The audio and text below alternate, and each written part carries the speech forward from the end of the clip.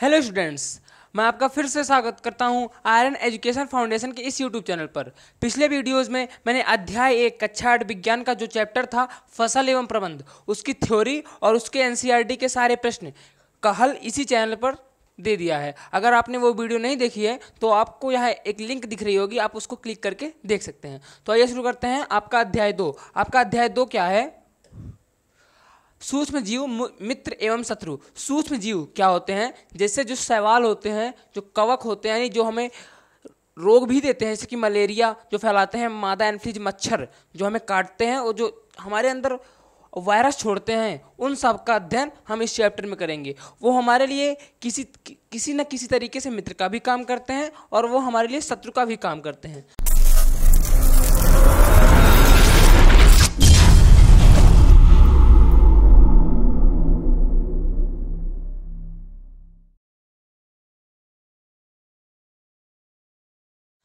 आइए शुरू करते हैं आपका चैप्टर। देखिए, सूक्ष्म जीव होता क्या है?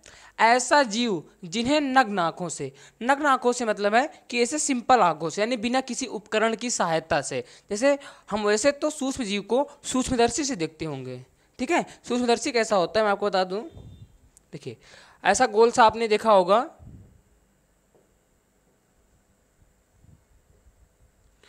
ऐसे हाथ में आपने सीआईडी या कुछ कोई कार्टून या कुछ फॉरेंसिक वाली चीज़ें देखी होंगी, तो आपने देखा होगा कि ऐसा गोल सा यंत्र होता है, ठीक है, वही सूक्ष्मदर्शी होता है, ठीक है। तो जिन्हें नग्न आंखों से नहीं देखा जा सकता है, पर यंत्रों की सहायता से, किसकी सहायता से? यंत्रों की सहायता से देखा जा सकता है, सूक्ष्म जीव कहलाते हैं, ठीक है। इन्हें प्रायः 4 भागों में बांटा गया है, जैसे प्रोटोजोआ, कवक, शैवाल और बैक्टीरिया, ठीक है। आगे आपके सामने क्या आता है? देखिए, विषाणु भी एक प्रकार का सूक्ष्म जीव है, पर यह परजीवी पर आश्रित रहता है। यानी कि क्या होता है?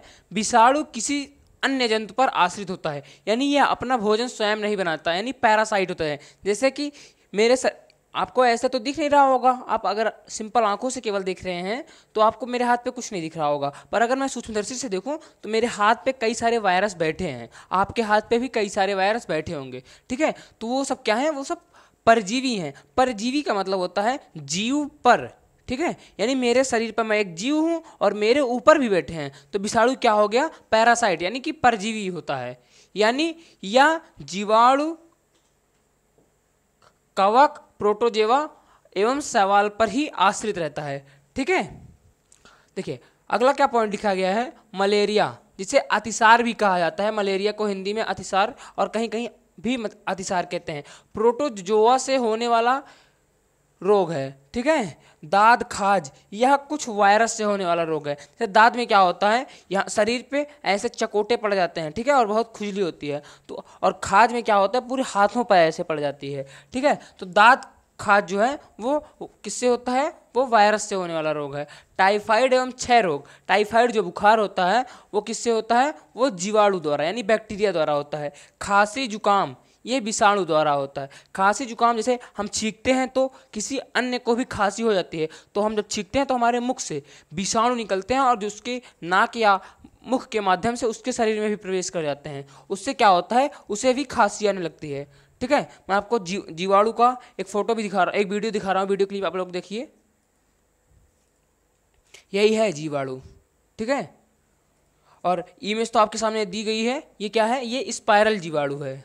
और ये क्या है? ये छड़नुमा। छड़नुमा का मतलब होता है, आप लोगों ने स्टिक देखी होगी, स्टिक का मतलब होता है डंडा, ठीक है, वो लंबा सा होता है। तो वैसे ये भी क्या होते हैं? ये लंबे से हैं, ठीक है। और स्पाइरल का मतलब क्या होता है? ऐसे ऐसे करके, ये क्या है? स्पाइरल है। जैसे स्प्रिंग आपने देखी होगी, वो कैसी होती है? वो स्पाइरल होती है। वैसे ये भी आपको दिख रहा होगा, ठीक है। देखिए, ये सब क्या है? देखिए, ये है क्लेमाइडोमोनास, यह है स्पाइरोगाइरा, अमीबा।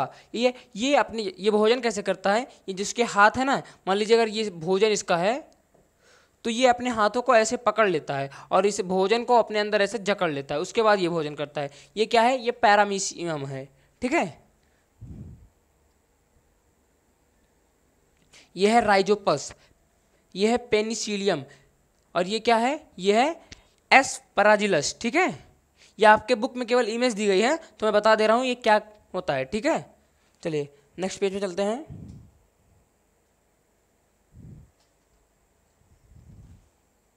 देखिए सूक्ष्म जीव आखिर रहते कहाँ हैं। सूक्ष्म जीव थोड़ा नमी वाले स्थान पर, जैसे दलदल हो गया, वहाँ पर निवास करते हैं, और गंदे स्थानों पर, जैसे कि आप लोगों ने देखा होगा कि जब हम कहीं गंदा पानी या नाली देखते हैं तो वहाँ मच्छर बहुत सारे दिखते हैं। तो मच्छर में जो वायरस होता है वो भी तो एक सूक्ष्म जीव है, तो हम कह सकते हैं वहाँ पे भी सूक्ष्म जीव निवास करते हैं। तो सूक्ष्म जीव दलदली स्थानों पर, मनुष्य के शरीर के अंदर और मृत शरीरों पर, जैसे आपने देखा होगा कि शरीर, अगर कोई जानवर का शरीर रोड पे ऐसे पड़ा रहता है तो धीरे धीरे करके नष्ट हो जाता है, ठीक है। तो होता क्या है, सूक्ष्म जीव उसे भोजन के रूप में ग्रहण कर लेते हैं। तो सूक्ष्म जीव मृत शरीरों पर, मनुष्य के शरीर के अंदर और दलदली स्थानों पर पाए जाते हैं, ठीक है। सूक्ष्म जीव कितने प्रकार के होते हैं। सूक्ष्म जीव मुख्यतः दो प्रकार के होते हैं। एक मित्रवत, यानी जो हमारे लिए फ़ायदेमंद है, जैसे रुपया हमारे लिए फ़ायदेमंद होता है तो हम रुपया को अपना मित्र कह सकते हैं, पर जो चीज़ें हमारे लिए नुकसानदायक होती हैं उसे हम अपना शत्रु कहते हैं। एक मित्रवत सूक्ष्म जीव होता है, एक शत्रुवत यानी हानिकारक सूक्ष्म जीव होता है, ठीक है।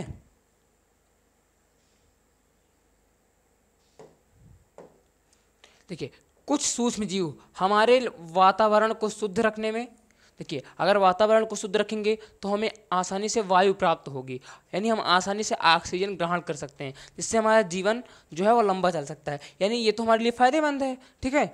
और ब्रेड बनाने में क्या होता है, बेसिकली ईस्ट का प्रयोग होता है। और ईस्ट क्या है, ईस्ट एक प्रकार का सूक्ष्म जीव है। अगर हम ब्रेड को ऐसे 2-3 दिन खुला छोड़ देंगे तो आप लोग देखेंगे उसमें हरे हरे रंग की परत चढ़ जाती है। वो बेसिकली क्या होता है, वो ईस्ट ही होते हैं जिनका आकार जो है वो बड़ा हो जाता है, ठीक है। और एल्कोहल, ठीक है, एल्कोहल के निर्माण में, और नाइट्रोजन स्थिरीकरण कौन करता है, राइजोबियम नामक जीवाणु जो है वो नाइट्रोजन स्थिरीकरण करता है। और एल्कोहल का निर्माण कौन करता है, चीनी का किण्वन करके कुछ जो बैक्टीरियाज हैं, कुछ जो विषाणु या वायरस होते हैं, वो एल्कोहल से, मतलब चीनी से एल्कोहल का निर्माण करते हैं, ठीक है। अब हम देखते हैं कि हमारे भौतिक जीवन में सबसे अच्छा उदाहरण जो है वह है दूध से दही का बनना। क्या है, दूध से दही का बनना। देखिए हम लोग देखते क्या है कि हमारी जो माँ या बहन होती हैं वो थोड़ा सा दही दूध में डाल देती हैं और सुबह तक रख देती हैं, तो क्या होता है, सारा दूध है वो दही बन जाता है। ऐसा क्यों होता है, ऐसा इसलिए होता है कि दही में जो है वो लैक्टोबैसिलस नामक एक जीवाणु पाया जाता है। वो क्या करता है, वो क्रिया करके जो दूध है उसे दही में बदल देता है, ठीक है। तो ये तो हमारे लिए अच्छा है क्योंकि हमें दही खाने को मिल रहा है, ठीक है। तो ये सब काम किसका है, ये सब काम मित्रवत सूक्ष्म जीव का है। हमारे सामने ये लिखा भी गया है कि हमारे भौतिक जीवन में सबसे अच्छा उदाहरण दूध से दही का बनना है, जो कि लैक्टोबैसिलस नामक जीवाणु द्वारा होता है, ठीक है। आप लोग अपने घर में इडली या डोसा भी बनाते हैं, उसमें हम लोग इनो का प्रयोग करते हैं, ठीक है। वो बेसिकली क्या करता है, वो उसका स्वाद बढ़ाता है, ठीक है। उसमें होता क्या है, उसमें भी जीवाणु होते हैं, यानी ईस्ट होता है, जैसे जो ब्रेड में पाया जाता है, जो ब्रेड की साइज को बढ़ाता है, वही काम इडली और डोसा में भी करता है ईस्ट। कौन करता है, ईस्ट, ठीक है। देखिए किण्वन क्या होता है, जैसे कि चीनी का अगर मैं फॉर्मूला देखूं तो क्या होता है, C12H22O11, और जो एल्कोहल का सूत्र होता है वो बेसिकली क्या होता है, C2H5OH। होता क्या है कि इसका अगर मैं देखूं तो इसमें कार्बन भी ज़्यादा है, हाइड्रोजन भी ज़्यादा है और ऑक्सीजन भी ज़्यादा है। तो करता क्या है, किण्वन का मतलब होता है बड़े अणुओं को छोटे अणुओं में तोड़ देना, ठीक है, यही है किण्वन, ठीक है।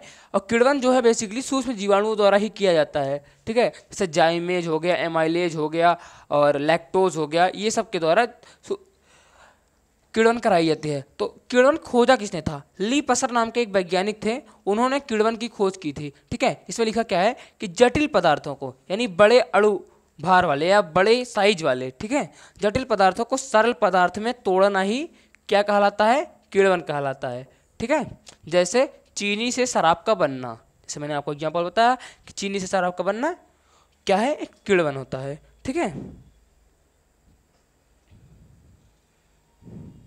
देखिए सूक्ष्म जीव का हम औषधि के रूप में भी उपयोग करते हैं। यानी सूक्ष्म जीव केवल हमारे भोजन के निर्माण में ही नहीं बल्कि हमारे वातावरण को शुद्ध करने में औषधि के रूप में भी प्रयुक्त होते हैं। जैसे कुछ बीमारियों के निरोध के लिए डॉक्टर हमें एंटीबायोटिक देता है।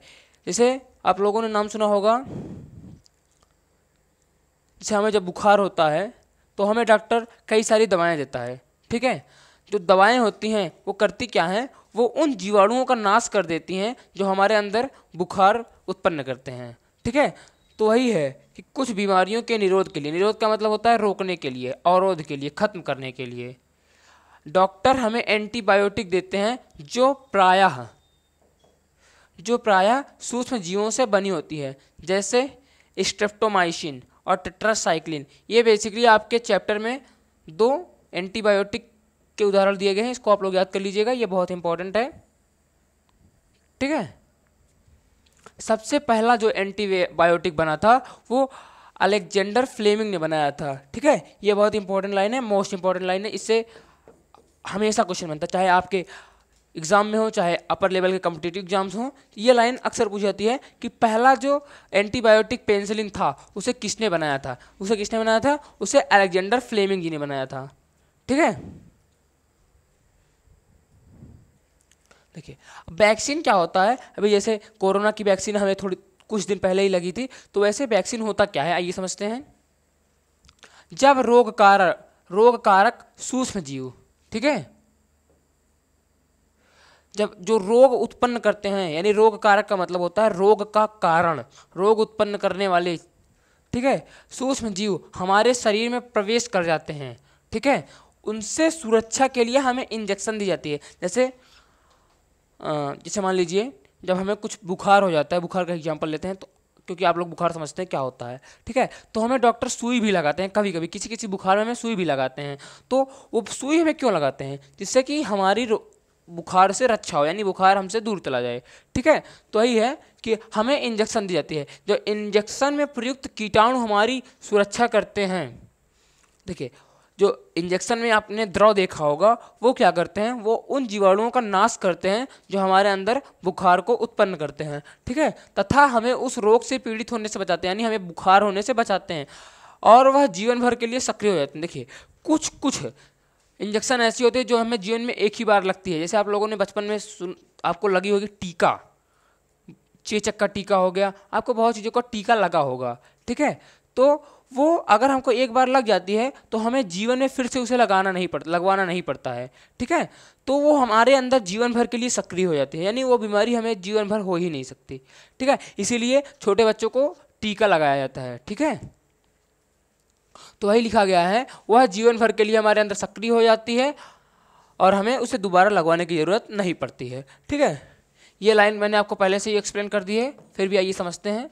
राइजोबियम नामक जीवाणु मिट्टी की उर्वरता बनाए रखता है, अर्थात नाइट्रोजन स्थिरीकरण करता है। नाइट्रोजन स्थिरीकरण जो है वो आगे का टॉपिक है, मैं अभी थोड़ी देर में समझाता हूँ आपको। देखिए नाइट्रोजन जो है हमारे वातावरण में कितना है, आप लोग इसका उत्तर जो है कमेंट बॉक्स में बताएंगे। ठीक है, देखिए मैंने अभी तक आपको बताया क्या, मित्रवत सूक्ष्मजीव क्या होते हैं। अब मैं आपको बताता हूँ हानिकारक सूक्ष्मजीव। ठीक है, जो हमारे अंदर रोग उत्पन्न करते हैं, जो हमारे शरीर को हानि पहुंचाते हैं, जो हमारे वातावरण को नष्ट करते हैं, ऐसे भी सूक्ष्मजीव होते हैं। देखिए वस्तुओं को प्रदूषित करने वाले और रोग उत्पन्न करने वाले जीवाणु हानिकारक होते हैं। ठीक है, मनुष्य में रोग उत्पन्न करने वाले सूक्ष्मजीव रोगाणु कहलाते हैं, यानी जो रोग उत्पन्न करते हैं। जैसे कि जो बुखार है, जैसे हमें कालाजार लेशमानिया के कारण होता है, तो लेशमानिया को हम रोगाणु कहते हैं। ठीक है, यानी जो हमारे शरीर में रोग उत्पन्न करती हैं हम उन्हें क्या कहते हैं, उन्हें रोगाणु कहते हैं। जैसे वायरस हो गया, बैक्टीरिया हो गया, प्रोटोजोआ हो गया, ये सब हमारे अंदर बीमारी उत्पन्न करती हैं। ठीक है, तो उन्हें हम रोगाणु कह सकते हैं। ठीक है, तथा यह मादा मच्छरों जैसे कि मादा एनफ्लीज, जैसे आप लोगों ने मलेरिया का नाम सुना होगा। मलेरिया किससे होता है, मलेरिया जो है वो मादा मच्छर जिसका नाम एनफ्लीज भी होता है उसके काटने पर हमें होता है। ठीक है, तो इस वही लाइन लिखी गई है कि मादा मच्छरों जैसे कि एनफ्लीज और प्लाज्मोडियम की सहायता से हमारे अंदर हमारे भोजन या इत्यादि के माध्यम से हमारे शरीर में प्रवेश करते हैं और हमें बीमार करते हैं। इससे बचने के लिए हमें अपने भोजन को ढक कर रखना चाहिए। इसमें क्या कहा गया है कि हमें बुखार ना हो, हमें मलेरिया या कोई और बीमारी ना हो, उसके लिए सुरक्षा की कदमों के बारे में इसमें कहा गया है कि हमें सफाई रखनी चाहिए, हमें अपने भोजन को शुद्ध रखने के लिए उसे ढक कर रखना चाहिए, हमें शुद्ध पानी पीना चाहिए। ठीक है, इससे बचने के लिए हमें भोजन को ढक कर रखना चाहिए। ठीक है, स्वच्छता रखनी चाहिए और स्वास्थ्य का अपने ध्यान रखना चाहिए। ठीक है,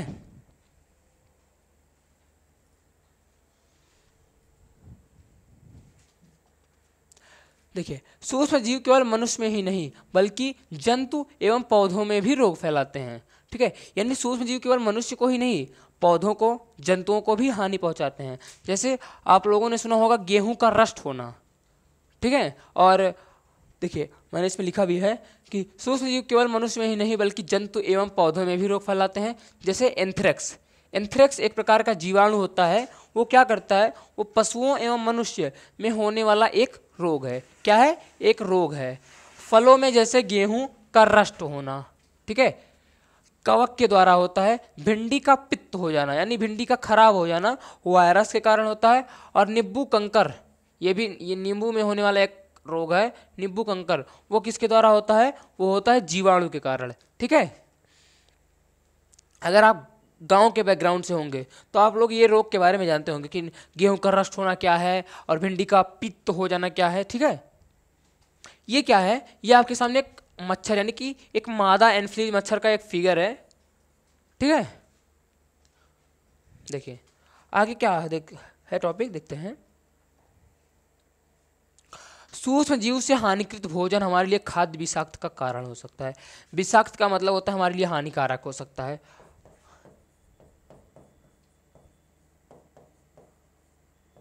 यानी कि अगर मान लीजिए मैंने भोजन जो लिया है उसे ढक कर नहीं रखा था और उसमें किसी मच्छर ने कुछ वायरस छोड़ दिया, तो अगर हम वो भोजन करेंगे तो हमें कोई ना कोई बीमारी जरूर होगी। ठीक है, तो ये लिखा गया है कि खाद्य परीक्षण, लंबे समय तक भोजन को सुरक्षित रखने के लिए उपयोग की जाने की तकनीक खाद्य परीक्षण तथा वह पदार्थ खाद्य परीक्षित पदार्थ कहलाता है। ठीक है, मैंने यह लाइन आपको बताई कि वो हमारे लिए हानिकारक हो सकता है, हमें बुखार हो सकता है, हमें खांसी या जुकाम कुछ भी हो सकता है। ठीक है, अब हम खाद्य को बचाएं कैसे, यानी खाद्य को मच्छरों, वायरसों और इत्यादि से हम रोकें कैसे, यानी उसे शुद्ध कैसे रखें, वो जो तरीका है वो खाद्य परीक्षण कहलाता है। और कुछ भोजन जो जैसे बहुत जल्दी खराब हो जाते हैं उसे लंबे समय तक रखने के लिए हम कुछ तकनीक का प्रयोग करते हैं, उसे क्या कहते हैं, उसे खाद्य परीक्षण कहते हैं। ठीक है, अगला क्या है, खाद्य को परीक्षित रखने के कई उपाय होते हैं, आइए उनके बारे में भी पढ़ लेते हैं। जैसे रासायनिक उपाय यह है कि नमक एवं खाद्य तेल का उपयोग सूक्ष्म जीव की वृद्धि करने से रोक देता है। यानी जो नमक है वो सूक्ष्म जीव की वृद्धि को रोक देता है। और जैसे कि सोडियम बेंजोएट आपने नाम सुना होगा, और सोडियम मेटाबाइसल्फेट, ये दोनों बेसिकली क्या होते हैं, ये हमारे जैसे आपने सिरका देखा होगा, सिरका और मछली में नमक लगा आपने देखा होगा। अगर आप ऐसी एरियाज में रहते हैं जहाँ मछली बेची जाती होगी तो मछली को सड़ने से बचाने के लिए हम क्या करते हैं, उसमें नमक का प्रयोग करते हैं। ठीक है, तो नमक क्या करता है, नमक उसमें ऐसी प्रक्रियाओं को रोक देता है या खत्म कर देता है जो मछली को खराब कर सके। ठीक है, और चीनी भी कहीं कहीं जैसे कि जेली वाले जो पदार्थ होते हैं उसमें चीनी का प्रयोग करते हैं। अगर मैं गर्म करने और ठंडा करने की बात करूं तो आपने दूध का एग्जाम्पल देखा होगा। जो दूध है, हम दूध को लंबे समय तक रखने के लिए हम दूध को उबालते हैं, यानी गर्म करके उसका रक्षण करते हैं, उसे बचाते हैं। और कुछ पदार्थों का हम ठंडा करके यानी फ्रिज में रख के उसको सेव करते हैं। जैसे कि अगर कोई बासी भोजन है, हम चाहते हैं कि वो जल्दी खराब ना हो, तो हम उसे क्या करते हैं, हम उसे फ्रिज में रख देते हैं, यानी उसे ठंडा कर देते हैं। ठीक है, जैसे हमने भोजन तो बचा लिया, अब जैसे कि कुछ भोजन, जैसे कि आपने चिप्स देखा होगा, आपने कुरकुरे खाया होगा, उसे लंबे समय तक रखने के लिए क्या करते हैं, उसे हम पहले भंडारण, उसका पैकिंग करते हैं। पैकिंग क्या होता है, भोजन को बचाने के लिए उसमें वायुरोधी सील का, यानी जो कुरकुरे का पैकेट होता है जो कुरकुरे का पैकेट होता है, जिसके अंदर कुरकुरा रखा होता है, वो जो पैकेट है वो क्या है, वो वायुरोधीशील है। वायुरोधी का मतलब होता है उसमें बाहर की वायु, यानी जैसे कि ऑक्सीजन, कार्बन डाइऑक्साइड, उसमें प्रवेश नहीं कर सकते हैं, ठीक है। और उसमें कौन सी गैस भरी रहती है? आपने देखा होगा कि अगर आपने कुरकुरे का पैकेट लिया होगा तो उसमें आधी तो गैस ही रहती है। वो क्या होता है? वो होता है नाइट्रोजन, ठीक है। ये बहुत कम क्रियाशील होता है, इसीलिए उसमें नाइट्रोजन का प्रयोग करते हैं, ठीक है। जैसे चिप्स के पैकेट में नाइट्रोजन का उपयोग, नाइट्रोजन उससे क्रिया नहीं करता है, जिससे कि वो जो चिप्स है वो कई महीनों तक ऐसे बिना खराब हुए चलता रहता है, ठीक है।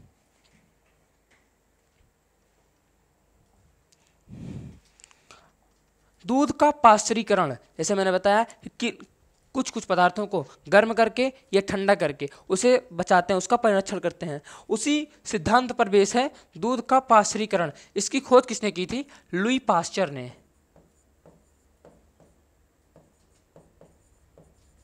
इसकी खोज किसने की थी? लुई पास्चर ने। करते क्या है कि दूध को 70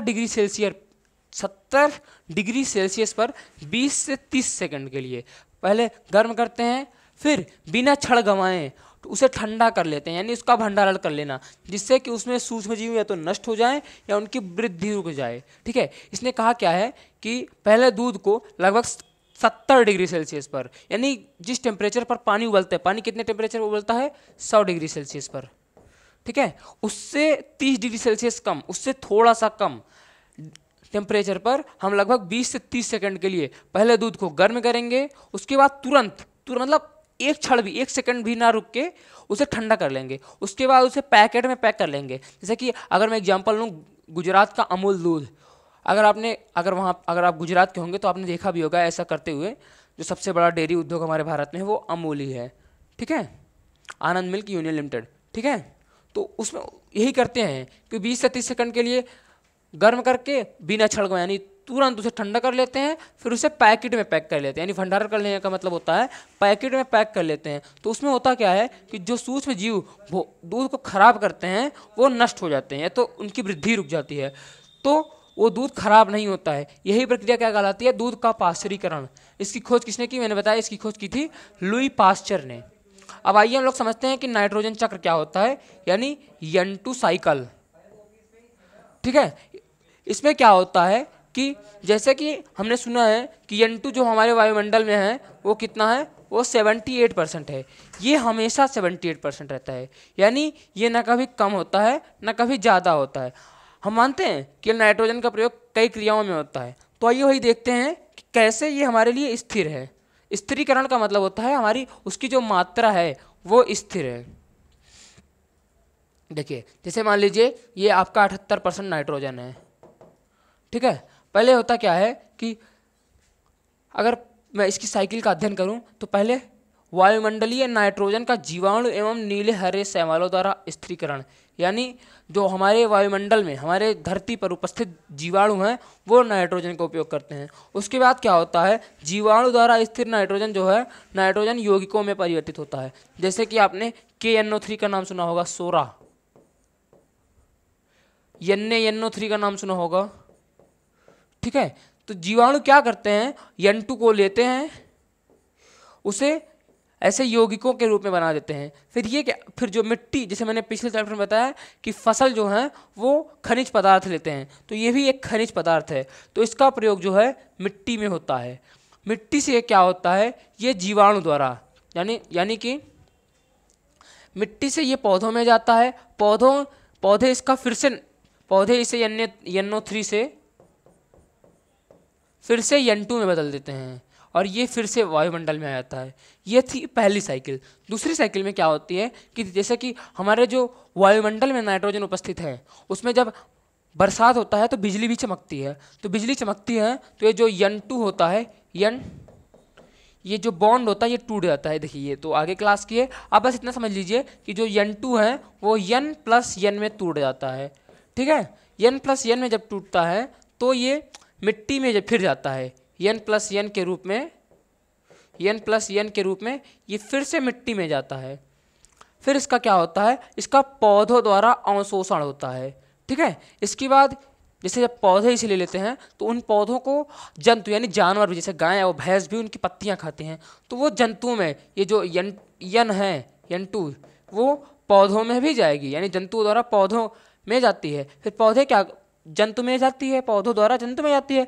फिर जंतु जो मल मूत्र करते हैं उसमें भी नाइट्रोजन होता है। तो उत्सर्जन एवं जीवों का मृत्यु द्वारा उत्पन्न नाइट्रोजन अपशिष्ट, यानी जो मल मूत्र करते हैं उसमें तो नाइट्रोजन होगा। जब जानवर मर जाते हैं तो उनके शरीर में भी नाइट्रोजन होता है। वो क्या होता है, वो मिट्टी में जाती है। जब हम देखते हैं वो कहाँ जाती है, वो मिट्टी में जाती है।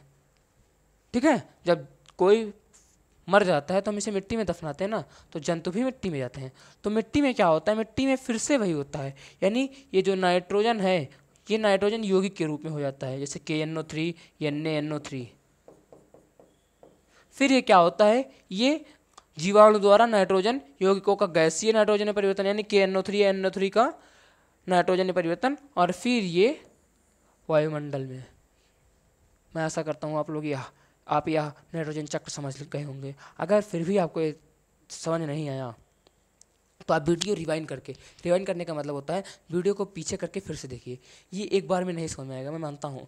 ये थोड़ा सा जो नाइट्रोजन चक्र है ये आपके सिलेबस का नहीं है, मतलब आपके सिलेबस में तो दिया गया है, आप इससे प्रश्न भी आएंगे, पर ये आपके लेवल का नहीं है। आपको 10th में इसे फिर से पढ़ाया जाएगा, क्योंकि 10th में भी है। उसमें कार्बन साइकिल, नाइट्रोजन साइकिल और कार्बन डाइऑक्साइड 3 साइकिल आपके बायोलॉजी के पार्ट में है, यानी विज्ञान के बायोलॉजी खंड में है। ठीक है, ये मेरा समझाने का उद्देश्य यही था कि आप लोग समझें।